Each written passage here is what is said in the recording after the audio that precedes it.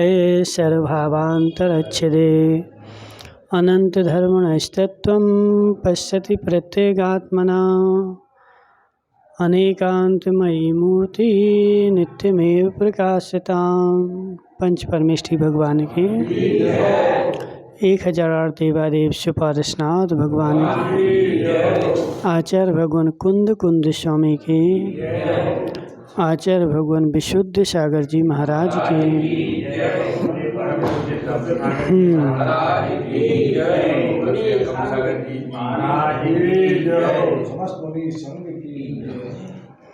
हाँ, यहाँ पे समय सार जी की चर्चा चल रही थी और यहाँ पे वही बात आ गई कि निसंकट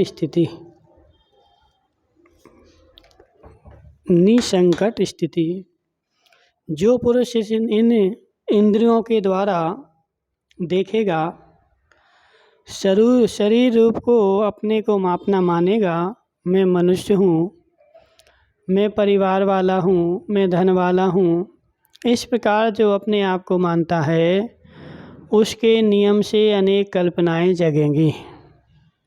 परिवार वाला मानेगा तो क्या होगा, कल्पनाएं भी बहुत सारी जगेंगी और उन कल्पनाओं में संकट पाना होगा। जब कल्पनाएं जगेंगी तो क्या होगा, संकट होएगा।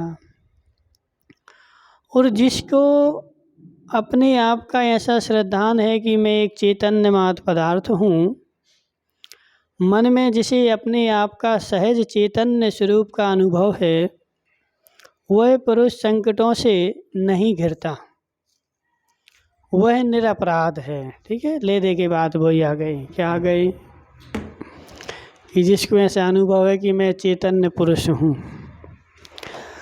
वो क्या करता है, चींटियाँ आ रही खूब सारी, चावल से नहीं है, पता नहीं उनका कार्यक्रम क्या है,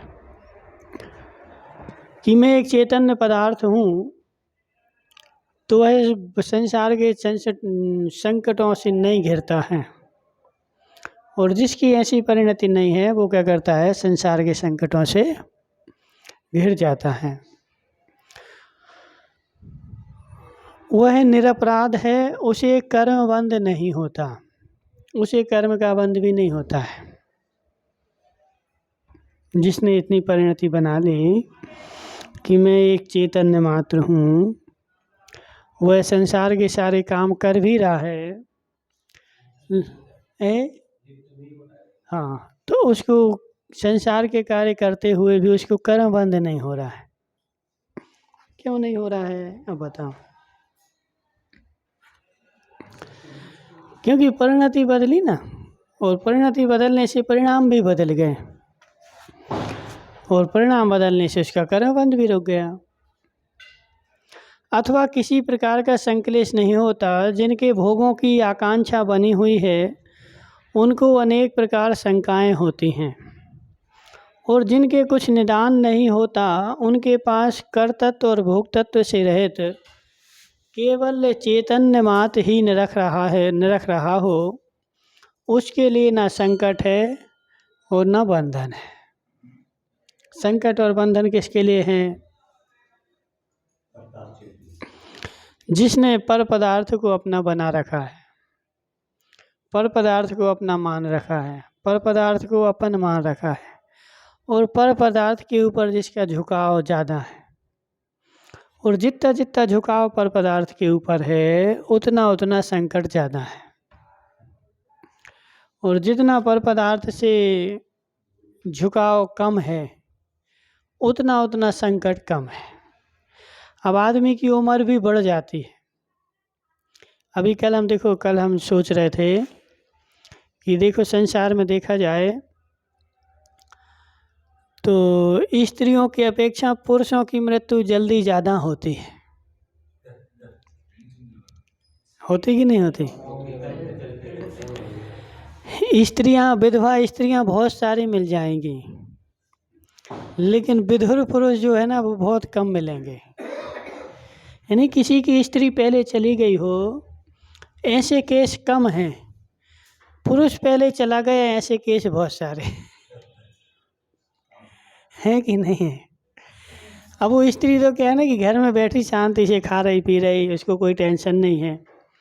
लेकिन बेचारे पुरुष को इतना टेंशन है कि सारा राग द्वेष करता धरता दिन भर चक्री के जैसे घूम रहा है, और चक्री के जैसे घूम घूम करके अब उससे तुम पूछोगे भी मंदिर जाते हैं नहीं, वो तो वो लोग जो भी जाती हैं घर बार जाते हैं, हमें कहाँ टाइम है। उसने सारा धर्म कर्म भी क्या कर रखा है कि अपने घर वालों के ऊपर डाल रखा। अब हमें तो कमाने से फुर्सत नहीं है, अब वो बाल बच्चे हैं तो वो जाते हैं मंदिर, वो चले जाते हैं, तो सब हो जाता है। हाँ हाँ, कर्मभूमि की तो बोल रहा है ना, तो लोग एक चीज़ बोल रहे हैं अभी, यहाँ कर्मभूमि नहीं बोला, यहाँ ऐसे मध्य प्रदेश राजस्थान का देख के बोल रहे हैं ना। तो मध्य प्रदेश राजस्थान में हमने जो देखा ना कि स्त्रियों की अपेक्षा पुरुषों की मृत्यु जल्दी ज़्यादा हो रही, और होने का उनका कारण ही है। देखो, जो व्यक्ति 60 साल में रिटायर होकर के और सारी टेंशनों से निवृत्त होकर के और शांति का जीवन जिएगा, उसकी उम्र बढ़ जाएगी। हाँ, उसकी उम्र बढ़ जाएगी और वो लंबा चलेगा वो आदमी। और जो बेचारा व्यापार कर रहा है ना, दिन रात उसी में घुट रहा है, वो असमय में चला जाएगा, उसकी मृत्यु जो है ना जल्दी हो जाएगी। तो कहने का आशय क्या है कि जितना जितना अपन पर पदार्थ के ऊपर जाते हैं, उतने उतने हमारे पास संकट ज़्यादा आते रहते हैं। और जिस संकट ही उस पदार्थ को और जाने से ही संकट आए, उस पदार्थ ने संकट नहीं दिए। उस पदार्थ में भी यदि निर्विकल्प होकर के जाओगे, एक जाना है इसलिए जाओगे, एक दृष्टि कर्तृत्व की हो रख करके नहीं जाओगे, ठीक है ना। हो गया तो ठीक है, नहीं हुआ तो ठीक है, नहीं हम ऐसा करके ही रहेंगे और ऐसा होकर ही रहेगा, तो फिर क्या होगा कि संकट आ जाएगा, संकट आएगा, दुख आएगा, राग आएगा, द्वेष आएगा, मोह आएगा, सब कुछ आएगा। इसलिए संजय भाई, तुम भले कितने काम कर रहे हो, ठीक है, सहज रूप से चलते रहे, लेकिन दृष्टि कहाँ बनानी है, बोलो ना। हाँ, पर पदार्थ आ भी रहा है हमारे पास, पुण्य के उदय से आ रहा है, उसको भी अपन को पुण्य में ही लगाना है। उसको भी यदि ज़्यादा राग करोगे ना, तब भी तुम्हारा धर्म नहीं होगा, और क्या होगा, संकट ही संकट आएंगे। इसलिए ठीक है, तो जितना है और जितने से काम चलता है उतने में संतुष्ट होना है। धर्मचंद जी शास्त्री है, हाँ वही तो बोल रहे हैं ना। एक संतोष बनाना है, तभी संकट मिटेंगे, और जब तक संतोष तब तक नहीं बनेगा जब तक चैतन्य मात की दृष्टि नहीं जाएगी, तब तक संतोष होने वाला। बस संतोष चैतन्य के ऊपर ही जाता है, चैतन्य के ऊपर जब जाता है। संतोष कब होता है, संतोष ही तब होता है कि जब अपन को ऐसा भान हो जाए कि एक चैतन्य ही मात्र मेरा है, इसके अलावा संसार में मेरा कुछ भी नहीं है, और मेरा कुछ होने वाला भी नहीं है। मैं कितने उठा पटक कर लूँ, कितने हाथ पैर चला लूँ, कुछ भी कर लूँ, मात्र एक जी कल्पना रहेगी कितने करोड़ हमने कमाए जीवन में, लेकिन हमारे साथ तो एक चैतन्य ही जाएगा। ठीक है शास्त्री जी, कुछ भी नहीं जाएगा। तो ऐसी दृष्टि बने ना,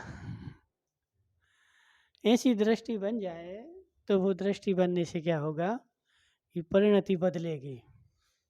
फिर व्यक्ति जो है पर की ओर ना झुक करके अपनी ओर झुकेगा, और जब अपनी ओर झुकेगा तो अपने संकट पड़ जाएंगे, क्योंकि अपने में संकट है ना। बंद कहाँ ये अत्ते तेण विसंवादिनी हो दी, ये अत्त निश्चय गदो सब्बो संबत्त सुंदरो लोए, कहाँ की गाथा है। ये अत्त निश्चय गदो सब्बो संबत्त सुंदरो लोए, बंद कहाँ ये अत्ते तेण विसंवादिनी हो दी। समय सार देखिए, ठीक है, समय सार में क्या बोला कि ये अत्त निश्चय गदो सब्बो सब्बत सुंदरो लोए, सारे संसार में कोई सुंदर है तो वह एकत्व निश्चय जो अपना आत्मा है वही सारे लोक में सुंदर है। और बंद कहाँ है? एकत्व में बंद कहाँ है? तीन विषमवाद नहीं होती। जब दूसरे की ओर जाता है और दो मिलते हैं तो विषमवाद प्रारंभ होता है। जब दो का मिलन होता है तो विषमवाद होता है। आकाश में यदि एक बादल अपना घूम रहा हो, क्या बरसेगा? नहीं बरसेगा ना। एक अकेला बादल यदि घूमता रहे आकाश में, सामने से कोई बादल नहीं आए, तब तक बरस नहीं सकता है।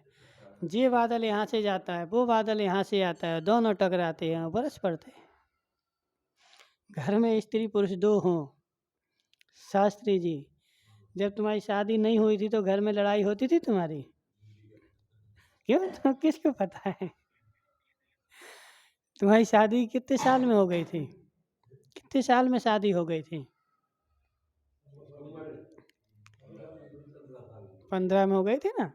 तो 14 साल में तुम्हारी घर में लड़ाई होती थी? अब अकेले कमरे में सो रहे, अब किससे लड़ोगे बता?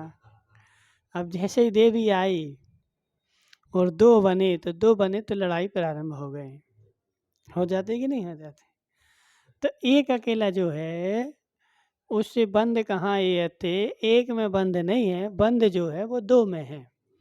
तो ऐसे जो चेतन आत्मा अकेला है और अकेला रहेगा तो बंद नहीं होगा। और अपना चेतन आत्मा अपने आप को छोड़ करके जैसे ही पर में जाता है, दूसरे की ओर आकर्षित होता है और वहाँ पे बंद होता है और संकट प्रारंभ होते हैं। मुकेश भाई, सत्य है कि नहीं? सत्य है। तो बस यहीं पे आचार्य वही बता रहे कि जो केवल चैतन्य मात्र ही निरख रहा हो उसके लिए संकट नहीं है, उसके लिए बंधन नहीं है। बंधन के किसके लिए है? जो चैतन्य को न निरख करके और पर की ओर निरख रहा। निरख रहा मतलब जा रहा हो, ठीक है, हाँ, देख रहा हो, जा रहा हो, उसकी ओर दृष्टि कर रहा हो, बस, ठीक है। इच्छा के अभाव में सर्व सिद्धि। आत्मानुशासन में लिखा है कि ये कर्म किसके लिए कर्म है? जो जीने की आशा रखता हो, धन की आशा रखता हो, उसके लिए ये कर्म कर्म है। कौन से कर्म? पुद्गल कर्म, ठीक है। कर्म मतलब करना नहीं। जो 8 प्रकार के कर्म अपनी आत्मा में लगे हैं, ये किसके लिए कर्म है तो पुद्गल की पर्याय, पुद्गल का रूप है। लेकिन वो कर्म किसके लिए है? जो जीने की आशा रखता हो, जो धन की आशा रखता हो, उसके लिए ये कर्म कर्म है। और जो ना जीने की आशा रख रहा है, न धन की आशा रख रहा है, आशा है ही नहीं है, उसके लिए कर्म कर्म भी नहीं। कर्म कर्म क्यों नहीं है? क्योंकि वो पुद्गल कर्म रूप परिणत नहीं होगा ना। जीने की आशा भी, जीने की आशा रखोगे ना तो पुद्गल चाहिए, कर्म चाहिए ना। कर्म के बिना तो जी नहीं सकता ना। आत्मा आत्मा जीने की इच्छा नहीं रखेगा, इच्छा विभाव भाव वाला ही रखेगा, ठीक है ना। जिसके पास विभाव भाव है, जिसके पास राग द्वेष है, वही रखेगा ना। तो वो राग द्वेष वाला जीने की इच्छा रखेगा, इसलिए उसको कर्म कर्म है। अरहंत भगवान जीने की इच्छा रखेंगे क्या? सिद्ध भगवान जीने की इच्छा रखेंगे क्या? नहीं रखेंगे। हाँ, ध्रुव स्वभाव। अब अरहंत भगवान का भी कथनचित भाव मोक्ष हो चुका है।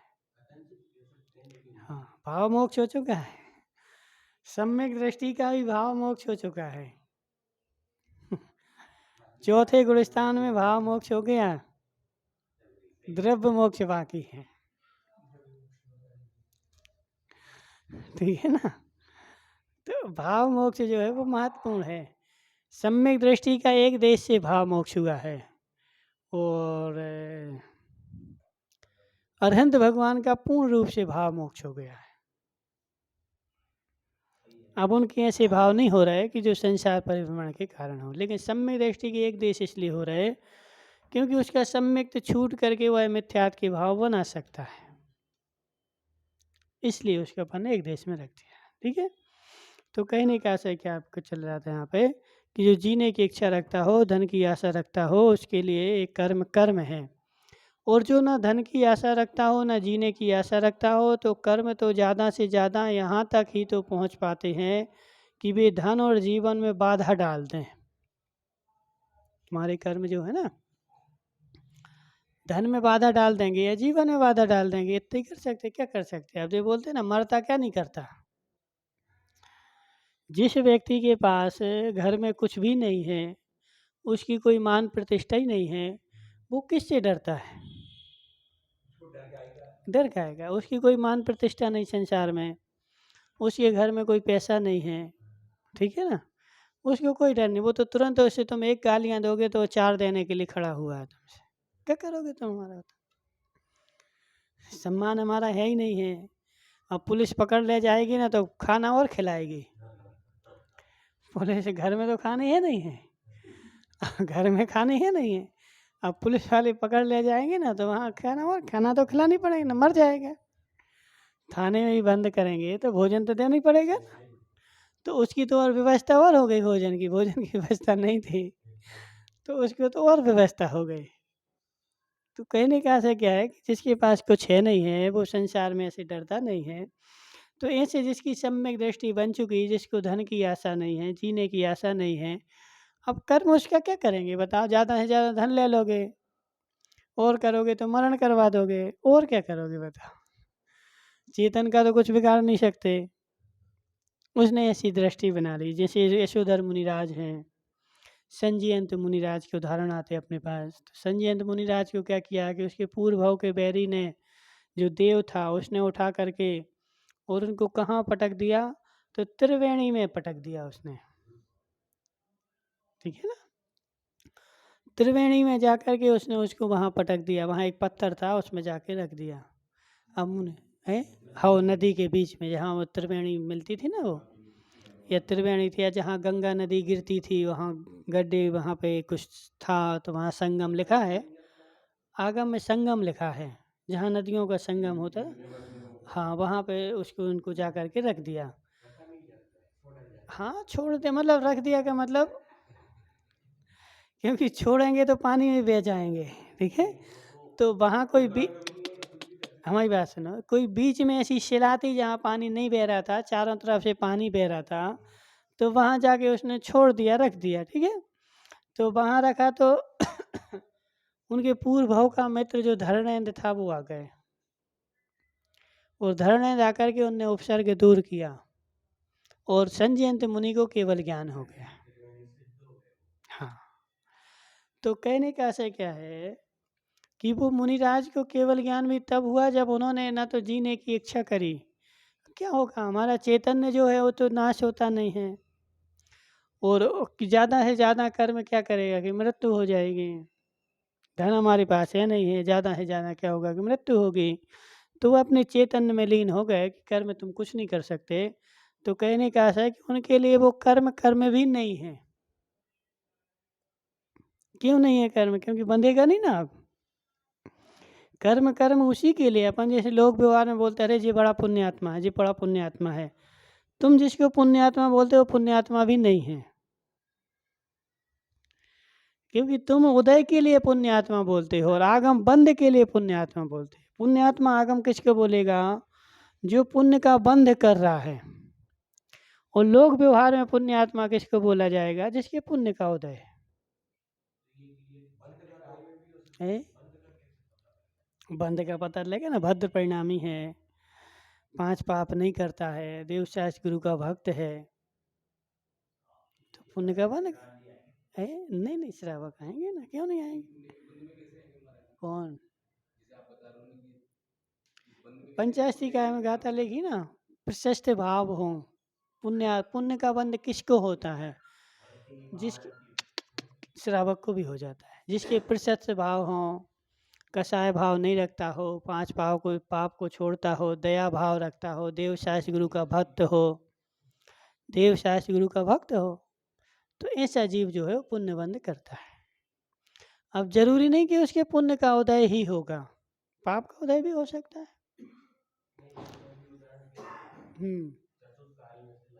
हम्म, हाँ।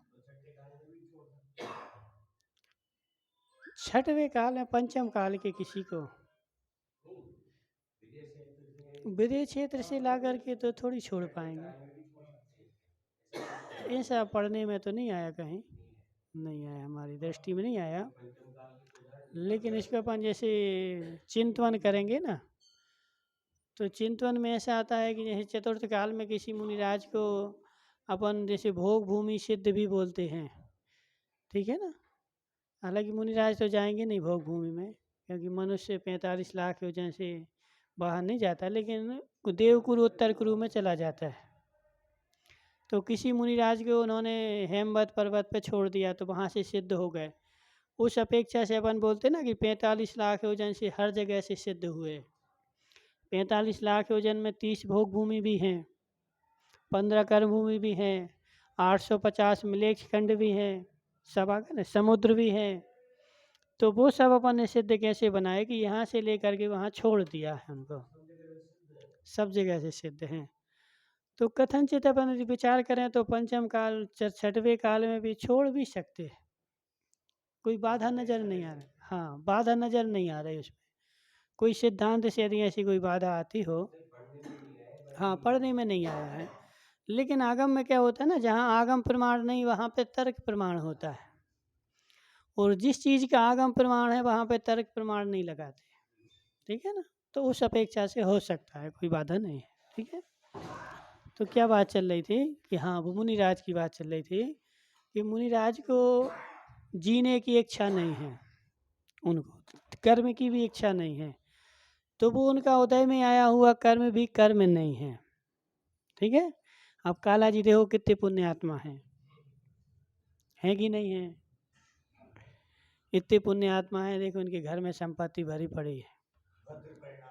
हाँ तो फिर दोनों हिसाब से लेना पड़ेगा। हाँ, उदय लोक में जो देखते ना वो तो उदय की अपेक्षा ही लेते। जो व्यक्ति भगवान की रोज पूजा करता हो, ठीक है ना, रोज सब कुछ करता हो, अपने कर्तव्य भी करता हो, लेकिन उसके पास 1 रुपया भी नहीं हो, उसको कोई पुण्यात्मा नहीं कहेगा कभी उसको। नहीं नहीं, सुनो तो, कथनचित कहने वाले भी 1-8% लोग ही होंगे। लेकिन सुनो हमारी बात, जिसको जैसे पुण्यात्मा, अभी जैसे कल परसों वो चेतन भाई आए थे, तो चेतन भाई ने क्या बोला, बोले हमने वो नमोकार मंत्र लिखा कितने हजार बार, लाख बार, 5,80,000 बार नमोकार मंत्र लिखा कॉपी में। तो उनका उस वर्ल्ड रिकॉर्ड आ गया, उनकी फ़ोटो छप गई, और जिसने दलाई लामा ने उनको प्रमाण पत्र दे दिया धर्मात्मा पने का। जी, बहुत धर्मात्मा है। तो कहने का आशय क्या है कि ये सब बाहर की चीज़ें हैं, यदि अपन द्रव्यानुयोग से पूछें तो इन सब को द्रव्यानुयोग धर्मात्मा पने का प्रमाण पत्र नहीं देता है।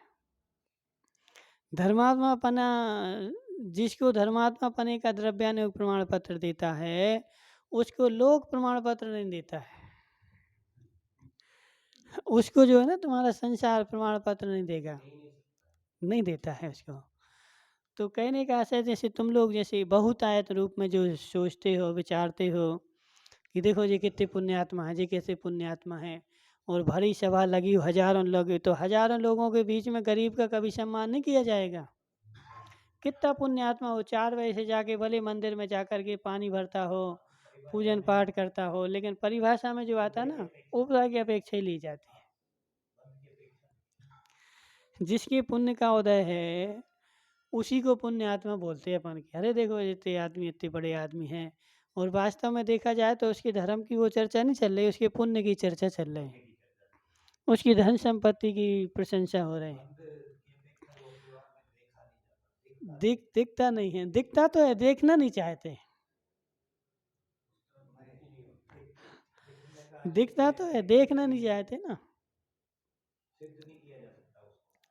सिद्ध सब कर सकते ना, क्यों नहीं कर सकते सिद्ध।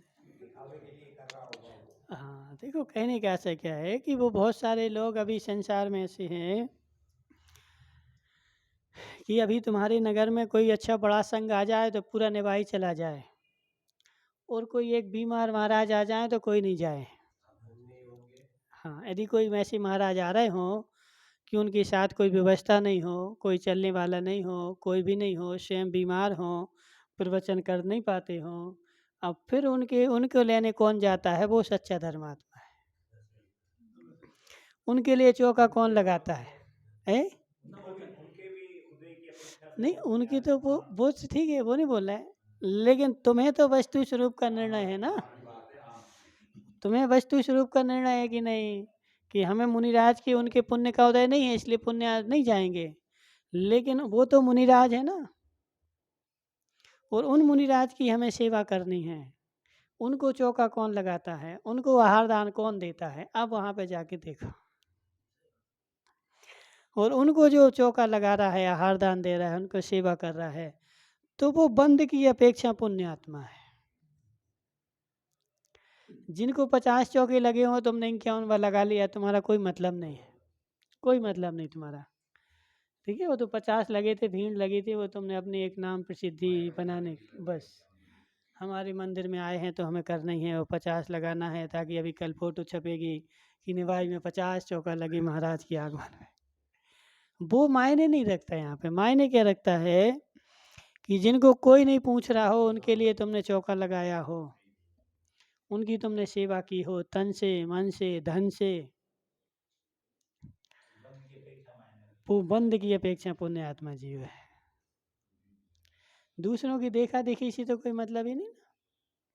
दूसरों की देखा देखी के लिए जो करोगे, वो तो मात्र तुम्हारा एक उदय चल रहा था कि बड़ा संग आया, तुमने चौका लगा लिया, और चौका लगा करके तुम्हारा नाम हो गया कि देखो टोंगिया जी ने चौका लगाया था, टोंगिया जी ने, तो वो तो तुम उदय को भोग रहे हो।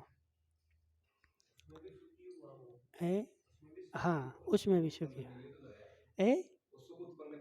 नहीं नहीं, सुख उत्पन्न करने के नहीं लगाया, 4 लोग अच्छा कहेंगे इसलिए लगाया है।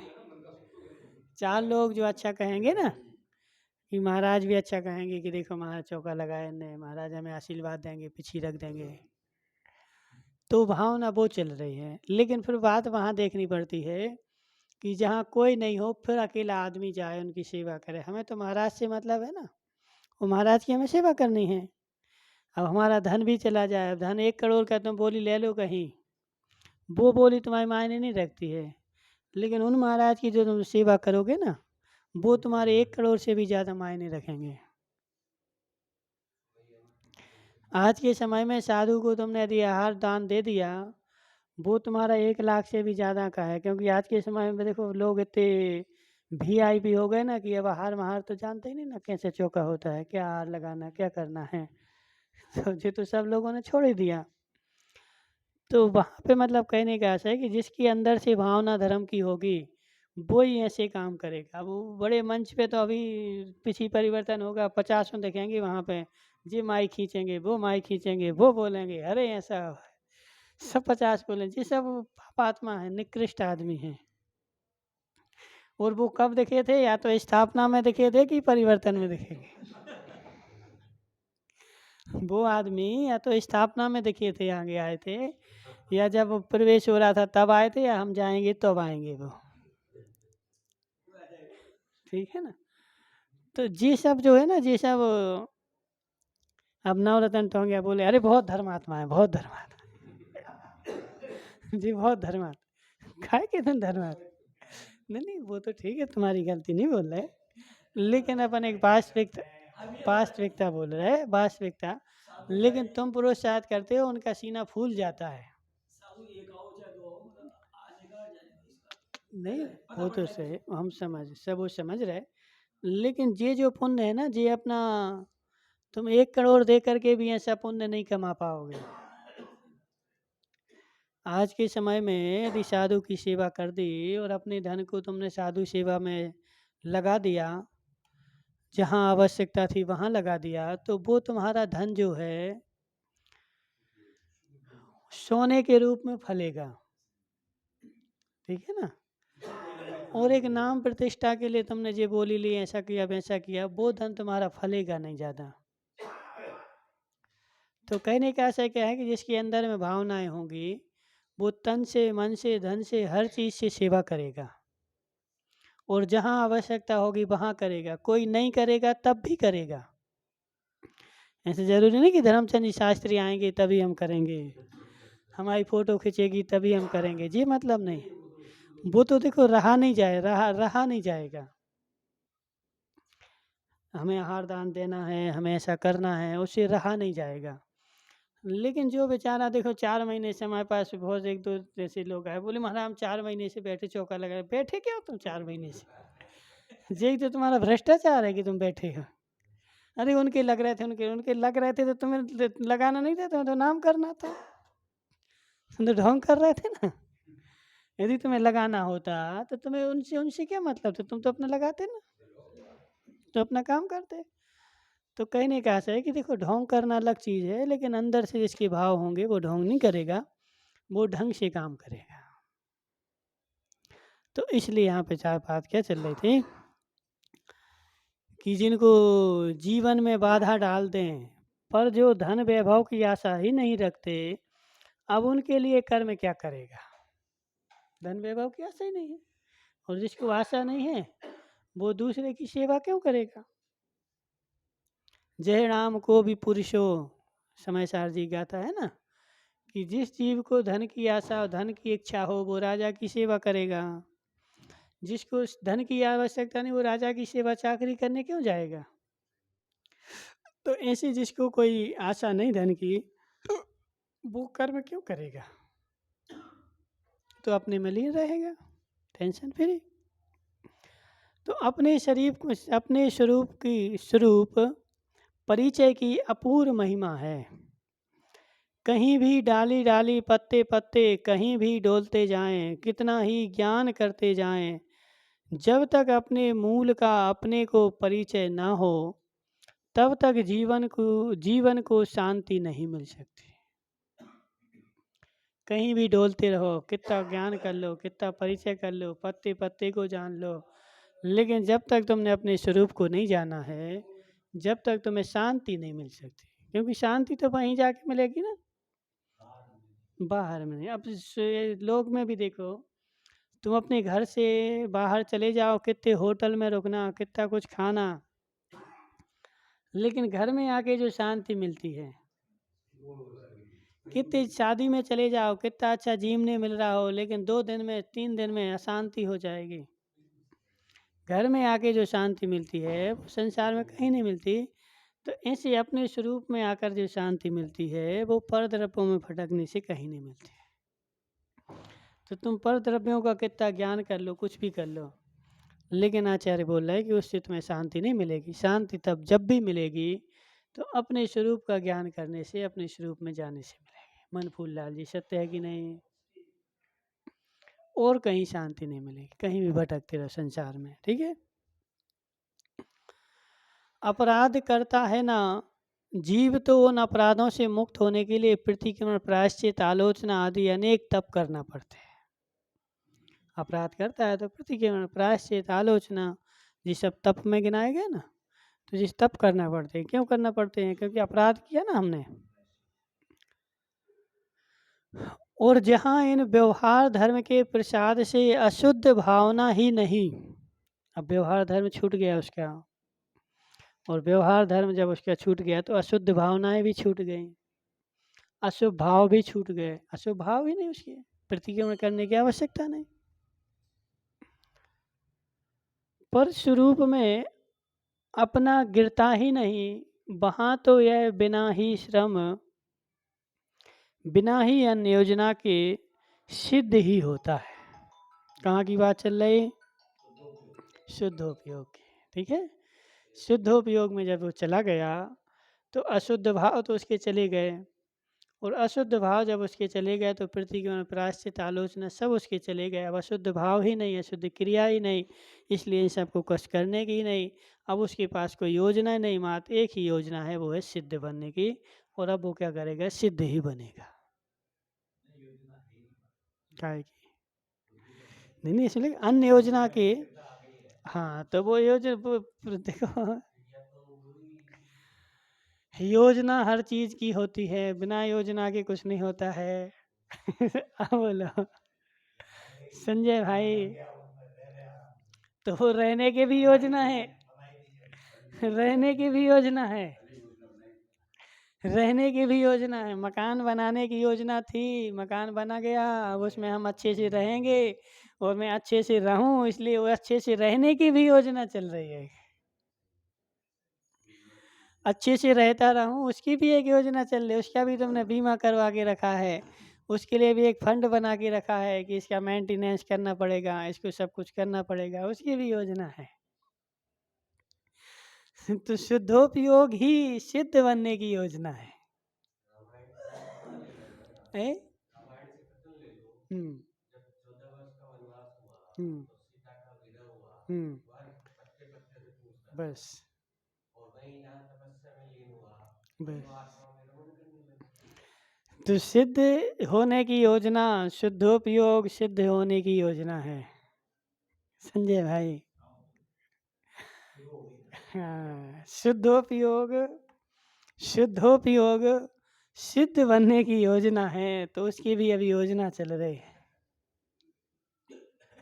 बोलो, बिना योजना के कोई काम नहीं होता है। अभी तुम पढ़ो ना आगम को। ए? हाँ, अभी तुम तो 6 ढाल अकेला पढ़ा है, अभी पढ़ो ना और बड़े बड़े आगम पढ़ो, राजवार्तिक पढ़ो, ठीक है ना। तो हर चीज़ की योजना होती है, तो उसकी योजना जो चल रही वो सिद्ध बनने की योजना चल रही। और सिद्ध बनने की योजना क्या है, तो शुद्धोपयोग ने स्वरूप में लीनता ही सिद्ध बनने की योजना है, और वह सिद्ध बनने के लिए योजना कर रहा है। ठीक है, उसको किसी भी प्रकार का बंधन नहीं, अब उसके कोई भी प्रकार के बंधन नहीं है, इसलिए उसने सब छोड़ दिया, अपने आप में लीन हो गया। अब जब लीन हो गया तो किसी प्रकार की आवश्यकता नहीं। अब देखो, तुमने कभी गुलाब जामुन खाए घर पे बना के कि बाजार से? घर पे खाए ना। हाँ, अभी तो नहीं खाते ना। तो अब जब देखो, जब तक तुम्हें गुलाब जामुन खाना है, ऐसी इच्छा है, और इच्छा है तो योजना चल रही तुम्हारी। अब योजना में क्या चल रहा है कि मावा ढूंढ रहे, अग्नि ढूंढ रहे, माचिस ढूंढ रहे, आटा लाओ, तेल लाओ, घी लाओ, ये लाओ, वो लाओ, सब कुछ ढूंढ रहे ना। अब गुलाब जामुन बन के तैयार हो गए, अब मुंह में रख लिया, अब क्या लाओगे बता? अब क्या लाओगे? बोलो, हो गई ना सब। तो ऐसे जब तक बनाना था तब तक सारी समस्याएं थी, सब कुछ था, लेकिन अब तो अपने खाने को मुंह में रख लिया, अब कोई टेंशन नहीं, अब तो मज़ा मज़ा है। तो ऐसे वो शुद्धोपयोग की योजना जब पहले बना रहा था तो सब कुछ दौड़ रहा था, व्रत संयम नियम तब सब कुछ कर रहा था। अब इन सब का उसको फल मिल चुका, बन चुका, अब उसने मुंह में रख के खा रहा है, अब उसको किसी की आवश्यकता नहीं, और जब आवश्यकता नहीं तो कोई बंधन नहीं। इसलिए धर्मचंद जी शास्त्री, इतना सा काम करना है, इतना सा कर लोगे, अपनी आत्मा में लीन हो जाओगे, सब संकट अपने आप निपट जाएंगे। बोले शांतिनाथ भगवान की।